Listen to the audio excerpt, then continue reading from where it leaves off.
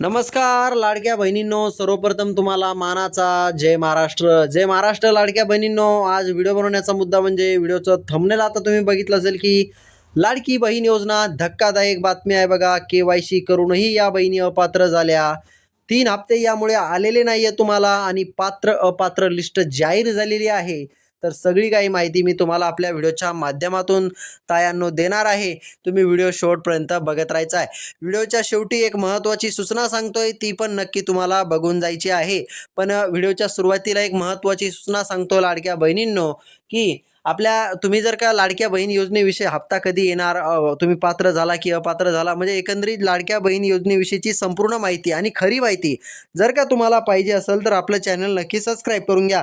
तुम्हाला सुद्धा माहिती असेल लाडक्या बहिणींनो, की जे काही इतर चॅनलवाले आहे, काय म्हणतो मी तुम्हाला, जे काही इतर चॅनलवाले आहे ते तुम्हाला खोटी माहिती देतात. थंबनेलला ठेवतात की लाडक्या बहिणींचा हप्ता आला आणि आतमध्ये सांगतात की आला नाही. तसे आपण खोटी माहिती देत नाही. संपूर्ण महाराष्ट्रामध्ये आपलंच एकमेव व्हिडिओ ऑल एक्झाम हे चॅनल आहे, जे की तुम्हाला खरी माहिती देण्याचं काम करत असतं बहिणींनो. तर त्यामुळे तुम्हाला इथे काय करायचं आहे, चॅनलवरती नवीन आला असाल तर चॅनलला नक्की सबस्क्राईब करून घ्या. कारण खरी माहिती मी प्रत्येक व्हिडिओमध्ये देत असतो. आपलं चॅनल आहे, तुम्हाला सुद्धा माहिती असेल, जे काही जुने आपल्या बहिणी असेल त्यांना माहिती आहे की महाराष्ट्रामध्ये आपलंच एकमेव चॅनल आहे जे की खरी माहिती देतं. त्याच्यामुळे सबस्क्राईब करून घ्या. व्हिडिओ टाकला की त्याची नोटिफिकेशन तुम्हाला येऊन जाईल आणि व्हिडिओला लाईक करून घ्या. तर लाडक्या बहिणींनो, व्हिडिओ शेवटपर्यंत बघा. व्हिडिओच्या शेवटी एक महत्त्वाची सूचनाही तुम्हाला मी सांगणार आहे. तर ठीक आहे. तर बहिणींनो, आपण पहिला आपण म्हणजे सगळ्याचे उत्तर घेणार आहोत की KYC करूनही कसं काय अपात्र झाला, 3 हप्ते कशामुळे आले नाही, आणि अपात्र लिस्ट कुठे जाहीर झाली, आणि तुम्ही पात्र झाला की अपात्र झाला हे नाव कुठं बघायचं, तुमचं नाव आहे की नाही, हे सगळं काही मी तुम्हाला सांगणार आहे. ठीक आहे. तर ते लिस्ट वगैरे कशी बघायची काय ते सगळं सांगतो.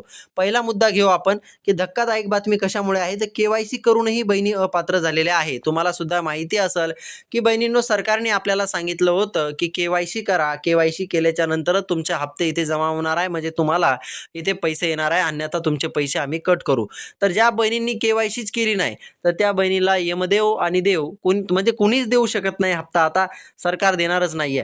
ज्या बहिणींनी KYC नाही केली, तर यमदेव आणि देव म्हणजे कुठलाच देव धर्म काही म्हणता येईल त्याला, कुणीच हप्ता त्या बहिणीला देणार नाही ज्यांची KYC झालेली नाही. त्यांचा इथे विषय आता क्लोज झालेला आहे. ते आता स्विच ऑफ झालेले आहे. त्यांचं काही होऊ शकत नाही ज्यांनी KYC केली नाही त्यांचं. ठीक आहे. आता त्याच्यानंतर KYC करूनही आता जवळपास 3 हप्ते आलेले नाही, तुम्हालाही माहिती असेल. तर KYC करूनही अनेक बहिणींना हप्ता आता इथून पुढे त्यांचा कायमचा बंद करण्यात आला आहे. तुम्हाला सांगतो की त्यांनी आता 3 हप्ते कशामुळे रोखले हे सांगतो. तर 3 हप्ते या कारणामुळे रोखलेले आहे की सध्याच्याला महिला व बालकल्याण विकास विभागाचा सर्वे चालू आहे बहिणींनो, आणि सर्वे चालू असल्यामुळे हे 3 हप्ते इथे रोखलेले आहे. आणि खटाखट काही बहिणी आपल्या अपात्र होत आहे आणि त्या सगळ्या अपात्र करणार आहे. पात्र अपात्र लिस्ट तुम्हाला मी कशी चेक करायची तेही सांगणार आहे. व्हिडिओ कंटिन्यू बघत राहा. मग KYC करूनही अपात्र झालेल्या बहिणी कोणकोणत्या आहे मी तुम्हाला सांगतो. तर बघा, जी बहीण आपली सरकारी नोकरीला आहे, ती गव्हर्नमेंटचा पगार उचलते, तर त्या बहिणीला इथं अपात्र करून टाकलेलं आहे त्यांनी. त्या बहिणीला इथून पुढचा हप्ता आता येणार नाही आहे. त्याच्यानंतर दुसरा मुद्दा असा आहे लाडक्या बहिणींनो, की ज्या बहिणीकडे 5 एकरच्या वर शेती आहे आणि तिने जरी KYC केली असेल तरी सुद्धा ती बहीण इथं अपात्र करून टाकलेली आहे. त्याच्यानंतर तिसरा मुद्दा असा आहे की ज्या बहिणीकडे 4 व्हीलर गाडी आहे तिच्या कुटुंबामध्ये आणि तिच्या नावावरती असेल वगैरे, तर त्या बहिणीला सुद्धा इथे खटाखट अपात्र करून टाकलेलं आहे बहिणींनो. त्याच्यानंतर चौथा मुद्दा महत्त्वाचा म्हणजे की लाडक्या संयुक्त कुटुंब असेल, म्हणजे संयुक्त म्हणजे आपलं मोठं गबाळ कुटुंब, आपल्या भाषेत सांगतो मी, पण तुमच्यासारखाच आहे, तुमचा भावना जाणून घेतो. म्हणजे शुद्ध भाषा आणत नाही. मोठं कुटुंब आहे, म्हणजे सासू सासरे दियर भाई ते एकत्र राहत असेल, तर त्याच्यात काय झालं बघा, संयुक्त कुटुंबामध्ये राशन कार्ड एकच आहे तुमच्याकडे. तर मग राशन कार्ड एक असल्यामुळे काय होणार आहे तायांनो, बघा की सरकारने आपल्याला काय सांगितलं की एका राशन कार्डवरती फक्त 2च महिला इथे या योजनेचा लाभ घेऊ शकताय. आता काय झालं मी सांगतो तुम्हाला. तर मग आता एका राशन कार्डमध्ये आता 4 महिला आहे. उदाहरणार्थ लखाबाई, ठकाबाई, गठाबाई आणि काठाबाई. लखाबाई, ठकाबाई, काठाबाई आणि काठाबाई, या 4 महिला आहे. मग या 4 महिलापैकी जर लखाबाई आणि ठकाबाईने जर का पहिल्यांदा इथे KYC केली असेल, तर लखाबाई आणि ठकाबाईचीच इथं हप्ते चालू राहणार आहे, राशन कार्ड एक असल्यामुळे.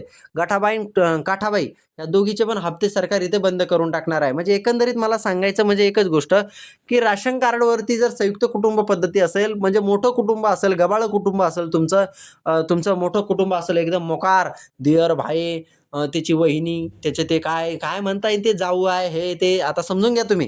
तर त्याच्यामध्ये फक्त एका राशन कार्डवरती 2च महिलांना इथे लाभ घेता येणार आहे.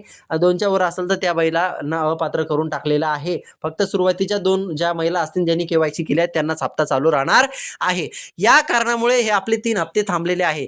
आता हे बघा, एक गोष्ट सांगतो तुम्हाला, तर या बहिणी तर अपात्र करून टाकल्या, की या ज्या नियमात बसल्या नाही त्यांचा सर्व्हे चालू आहे. महिला व बालकल्याण विकास विभागाचा कशावरती सर्व्हे चालू आहे? जिल्हा लेवलवरती. तर आता मी तुम्हाला सांगतो, 3 हप्ते या कारणामुळे रोखले. तुम्हाला या 2 प्रश्नाचं तर उत्तर आता भेटलं. मेन महत्त्वाचा प्रश्न इथे लाडक्या तायांनो, की पात्र लिस्ट कुठं बघायची? म्हणजे ताई आता हप्ता येणार आहे. जवळ-जवळ मला वाटतं एकत्रच 3 हप्ते तुम्हाला इथे जमा होणार आहे 4,500 रुपयाचे. 4,500 रुपये आपल्यासाठी कमी किंमत नाही आहे. तायांनो, हे पैसे आपल्याला हात पाय न मळता येतात. म्हणून आता 4,500 रुपयाचा हप्ता येणार आहे. पण मग ते तुम्हाला येणार आहे की नाही येणार आहे, म्हणजे तुम्ही पात्र झाला की अपात्र झाला, हे तुम्हाला चेक कुठं करायचंय, हे जर का तुम्हाला समजत नसेल तर हे मी तुम्हाला सांगतो. बघा, एक गोष्ट लक्षात घ्या, महिला आणि बाल कल्याण विकास विभागाच्या याच्यावरती काय म्हणता येईल त्याला, साईटवरती त्यांनी पात्र अपात्र लिस्ट सर्वे जर पूर्ण झाला असला तुमच्या जिल्ह्याचा, आता महाराष्ट्रात 36 जिल्हे आहे. जालना आहे, छत्रपती संभाजीनगर आहे, धाराशिव आहे, अहिल्यानगर आहे, त्याच्यानंतर तुम्हाला सांगतो आपलं इकडं बीड आहे, आता गडचिरोली, गोंदिया, नागपूर, इकडं आता भरपूर जिल्हे आहेत. 36 जिल्ह्याच्या काय नावं घेत नाही. मग त्यांनी त्यांच्या जिल्हा लेव्हलवरती इथे सर्वे चालू केला आहे. जर तुमच्या जिल्ह्याचा सर्वे कंप्लीट झाला असेल तर तुमच्या जिल्ह्याच्या महिला व बाल कल्याण विकास विभागाच्या साईटवरती तिथं त्या जिल्ह्याची लिस्ट आलेली राहते, की तुम्ही पात्र झाला की अपात्र. कसं, आता एका जिल्ह्यामध्ये एकाच नावाचे, आता उदाहरणार्थ ठकाबाई कोंडोबा जाधव नावाची एक महिला आहे. आता ठकाबाई कोंडोबा जाधव नावाच्या एका जिल्ह्यामध्ये 2-4 महिला असू शकतात. तर तुम्ही मला सांगा की सर मग ते नेमकं नाव कोणत्या महिलेचं आहे? की ठकाबाई कोंडोबा जाधव, आता 2-3 महिला असेल तर मग ती कोणती महिला अपात्र झाली? तर यासाठी आधार कार्ड नंबर सुद्धा त्या लिस्टमध्ये तुमचा दिलेला आहे. म्हणजे नेमकं ठकाबाई कोंडोबा जाधव ही कुठली महिला अपात्र आहे हे पण तिथे तुम्हाला समजेल. तुमचा आधार कार्ड नंबर तिथे बघायचा.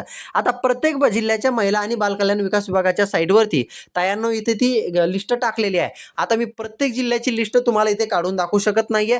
ज्या जिल्ह्याच्या कमेंट जास्त येतील त्या जिल्ह्याची लिस्ट मी काय करेल माहिती आहे का, त्या जिल्ह्याची लिस्ट कशी काढायची मी हा व्हिडिओ बनवल आणि तुम्ही त्या पद्धतीने ती काढून घ्यायची. किंवा आपलं एक टेलिग्राम चॅनल आहे, त्या टेलिग्राम चॅनलवरती टाका. तुम्हाला काय कमेंट करायची, आता पहिली गोष्ट चॅनल सबस्क्राईब करून घ्या, कारण खरी माहिती मीच देतोय, तुम्हालाही माहिती आहे ना तायांनो, म्हणून चॅनल नक्की सबस्क्राईब करा. आणि शेवटची गोष्ट अशी आहे की तुम्हाला तुमच्या जिल्ह्याची लिस्ट पाहिजे असेल तर ज्या जिल्ह्याच्या कमेंट जादा येतात, जसं की नागपूरच्या आल्या जास्त कमेंट, तर मी नागपूर जिल्ह्याची लिस्ट काढून आपल्या टेलिग्राम चॅनलवरती टाकणार आहे. म्हणजे दुसरं जालन्याची जर आली, छत्रपती संभाजीनगर, पुण्यश्लोक अहिल्यानगरची आली, कुठल्याही जिल्ह्याच्या ज्या जिल्ह्याच्या जादा कमेंट येतात त्या जिल्ह्याचं मी इथे सांगणार आहे. मग तुम्हाला कुठल्या जिल्ह्याची पाहिजे कमेंट करा, ज्या जिल्ह्याच्या जास्त येईल त्या जिल्ह्याचे मी काढून दाखवतो. ठीक आहे, तर लाडक्या तायांनो समजले असणार आहे तुम्हाला माहिती. आता तर येतोय मी पुढचा व्हिडिओ घेऊन, तोपर्यंत चॅनल नक्की सबस्क्राईब करा, व्हिडिओला लाईक मारा आणि तुमच्या जिल्ह्याची पात्र अपात्र लिस्ट पाहिजे असेल तर कमेंटही नक्की करा. टाटा, बाय बाय, धन्यवाद.